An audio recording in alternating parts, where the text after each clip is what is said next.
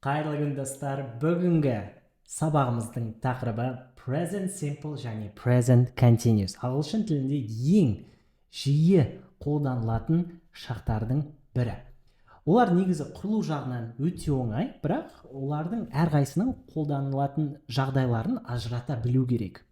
Ол ережелері де оңай. Егер сол ережелерді бір рет есте ұғып алсаңыз, ешқашанда present simple және present continuous'та қателер жібермейтін боласыз. Бүгін біздің мақсатымыз осы ережелерді үйрену. Ең алдымен осы слайдтарға қарап көрейік. Біздің алдымызда тамақ әзірлейтін шеф-повар тұр, иә? Бұл әйел. She's a chef. She cooks delicious food. Ол дәмді тамақ жасайды. Жалпы, иә? Ал келесі слайдта не бар? Бұл да шеф-повар. He is a chef. He is cooking delicious food. Ол дәмді тамақ жасайды емес, жасап жатыр. Дәл қазір біз қарап отқан кезде. Басқа слайдты қарап көрейік. Бұл менің танысым Боб. Боб не деп айтады екен? I'm a builder. I build new houses дейді. Боб, яғни құрылыс саласында жүреді. Ол жаңа үйлерді салады. He builds new houses. Немесе I build new houses. Ал I'm a builder дейді, мен құрылысшым. At the moment, I'm building a new house. Бұл да Боб сияқты құрылысшы, бірақ бұл дәл қазір үй салып жатыр. Дәл қазір. Егер Боб жалпы үй салумен айналысса, дәл қазір біз онымен сөйлесіп жатқан сәтте үй құрып жатыр. Тағы да бір мысал, уже ақырындап, по-моему, мен сізді қай жаққа апарып жатқанымды түсініп жатқан шығарсыз, иә? Бұл Сәуле Омарова. Қазақстандық деп айта алмаймын, себебі ол Американың азаматы, бірақ Қазақстанда туылған кісі, Американың қаржы системасында өте үлкен орын алады, өте маңызды рөл атқарады. Бұл Сәуле Омарова. This is Сәуле Омарова. She works hard most of the time. Ол жалпы өте көп жұмыс жасайды, қатты жұмыс жасайды. This is Сәуле too. Бұл да Сәуле. She's chatting right now. Сәуле қазір сөйлесіп жатыр, басқа кісімен. Енді, я думаю, менің ойымша бұл жерде қосымша сөз керек емес. Менің не айтқым келетіндігімді сіз түсінген шығарсыз, яғни бізде өздеріңіз байқағандай етістіктердің екі түрі бар. Біреуінің аяғында s болады, ал басқасының аяғында ing, және де біреуінің аяғында әшейін етістіктің өзі болса, басқа сөйлемдерде бізде I am building, she is chatting, he is cooking, бізде қосымша to be етістігінің бір формасы тұрады екен. Демек, яғни бұл бізде present simple мен және present continuous'ты ажырататын ең маңызды жағдай. Өздеріңіз түсінгендей. Давайте енді осы теорияны тағы да талқыламас бұрын тағы да бірнеше мысалдарды қарастырайық, одан кейін барлығы сіздерге анық болып қалады. Present simple сөйлемдерін оқып көрейік. I read books every day. Мен күнде кітап оқимын. You like bananas. Сен банандарды ұнатасың. She likes pizza. Ол пиццаны ұнатады, қыз. He goes to a fitness center on Sundays. Ол фитнес орталығына әр жексенбі сайын барып тұрады. Яғни осы бүкіл мысалдар және осыға дейін біз талқылағандар, мысалы Сәуле Омарова әдетте көп жұмыс жасайды, және Боб билдер жаңа үйлерді салады, немесе Салтанат дейік, ол дәмді тамақ жасайды. Ол жалпы олардың өмірлерінде жиі қайталанатын іс-әрекеттер. Олардың барлығын сипаттағанда біз present simple'ды қолданамыз. Оның қалай құрастырылатынын бір слайдтан кейін талқылайтын боламыз, бірақ жалпы біздің ұққанымыз бұл жиі қайталанатын іс-әрекеттер. Тағы да қандай қызық заттар байқайсыңдар мына мысалдардан. Менің байқаған заттарым, мысалы every day деген сөздер, немесе on Sundays, күнде, немесе әр жексенбі сайын, яғни бізде бір интервалды жиілік бар. Немесе you like bananas, ұнату, ұнатқан кезде біз present simple қолданамыз. She likes pizza, бұл да ұнату, сол үшін present simple. Ал енді present continuous оқып көрейік. I am reading a book now. Мен қазір кітапты оқып отырмын. You are watching TV at the moment. Сен қазір теледидар қарап отырсың. He, she, it is doing homework now. Ол үй жұмысын жасап жатыр. He, she, it, енді it деген жансыз дүние немесе жануар. Біз білеміз ғой, мысалы, қазір программалар бар, компьютерлік, чат GPT сияқты үй жұмысын жасай алады. Яғни, it is doing homework now. Дәл қазір. Бұлардың барлығын біріктіретін не?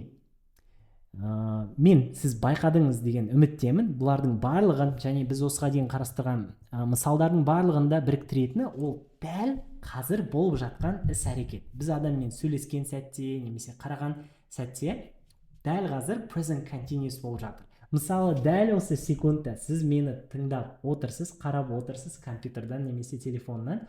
You are watching this lesson. Және мен, мысалы, осы сабақ жазылған сәтте I am recording the lesson. Дәл осы сәтте.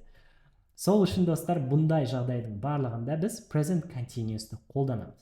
Мінекей, осыны бекіттік. Мынау ең маңызды заты. Енді қалай құрастырылады, бұл шарттар. Негізі ережесі де оңай. Бізге керегі, әрине, міндетті түрде сөйлем құрастырғанда бастауыш, бірақ бұл етістіктің шарттары. Сол үшін барлық өзгерістер етістікке қатысты. Present simple'да етістікті present simple'ға қою үшін бізге оның негізгі формасы verb және байқайтын жайт. Егер есімдік бастауыш I немесе you, we, they болса, I, you, сендер, сіздер, we, біз, they, олардың барлығымен етістік өзінің негізгі формасында қала береді. I read books every day, you read books every day, they read books every day, we read books every day. Read еш қалай өзгермеді. Ал енді he, she, it болса, яғни үшінші адам іс-әрекетті орындап жатса, мысалы, ондай кезде s қосылады, аяғына s немесе es. He reads book every day, she reads book every day, it reads book every day. Немесе go етістігімен болса, бізде аяғында es болады. He goes to school every Sunday. Ол әр жексенбі сайын мектепке барады. She goes to school every Sunday. It goes to school every Sunday. It snows here in April.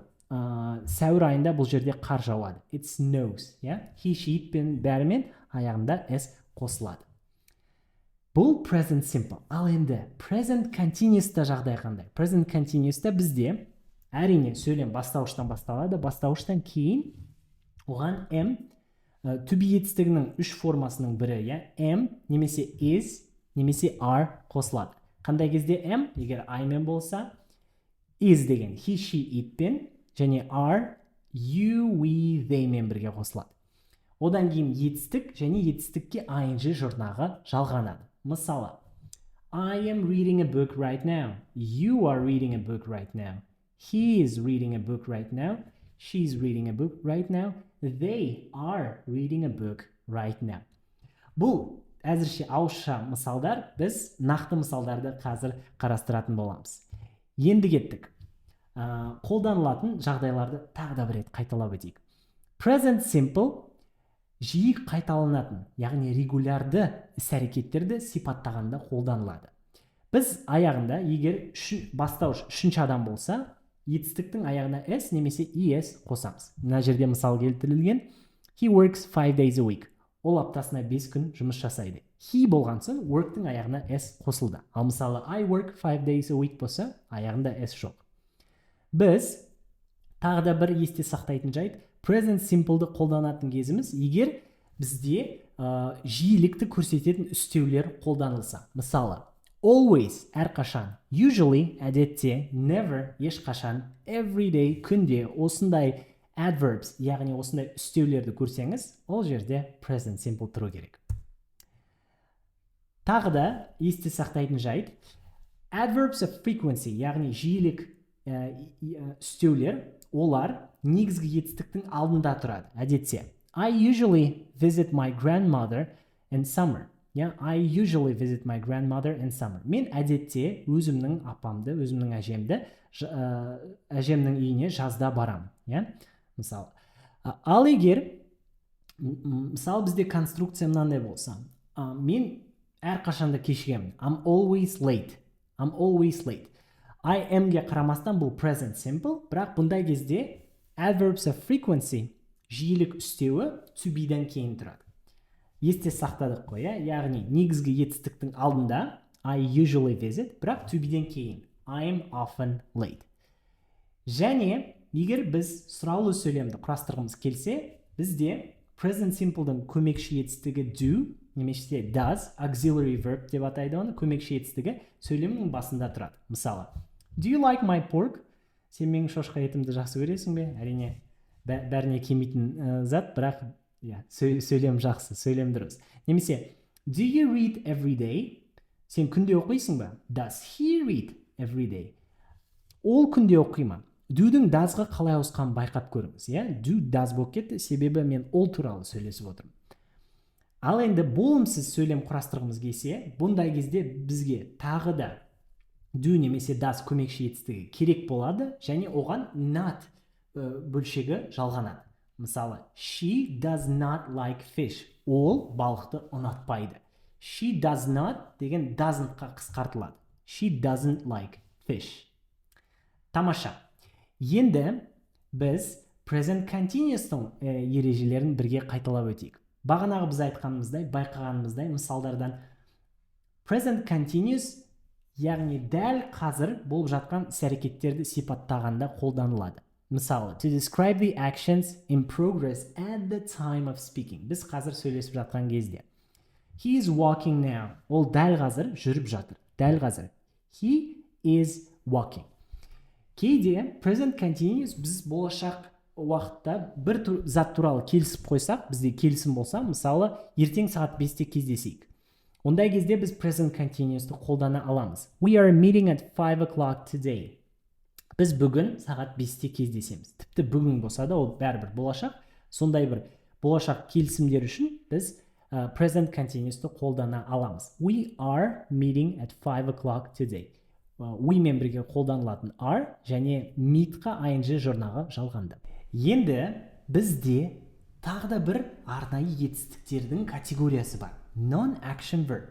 Оны тікелей аударсақ, оның мағынасы іс-әрекетті сипаттамайтын етістіктер. Ол қандай етістіктер?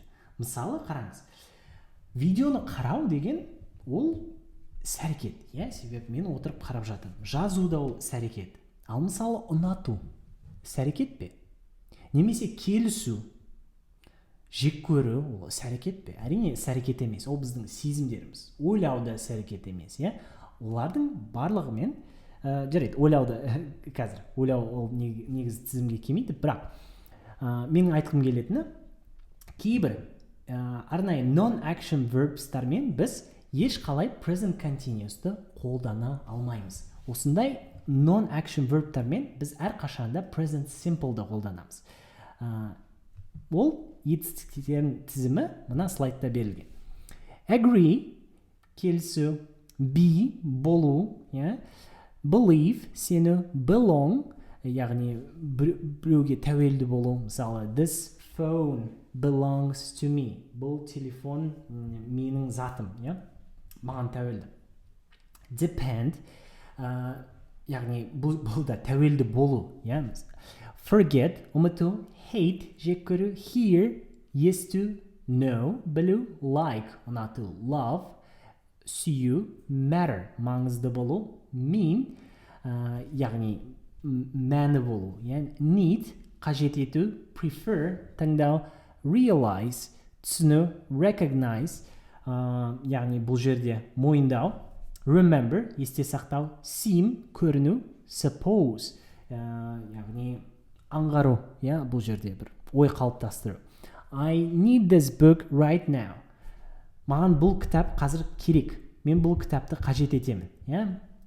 Дәл қазір болса да, now деген сөзді көрсек те, I'm needing this book now деп айтуымыз қате болады, достар. Сол үшін ешқашанда осы етістіктерді көрсеңдер, non-action verb екенін есте сақтаңдар да, ешқашан олармен present continuous'ты қолданбаңдар. Олармен міндетті түрде тек present simple'ды ғана қолданыңдар, достар.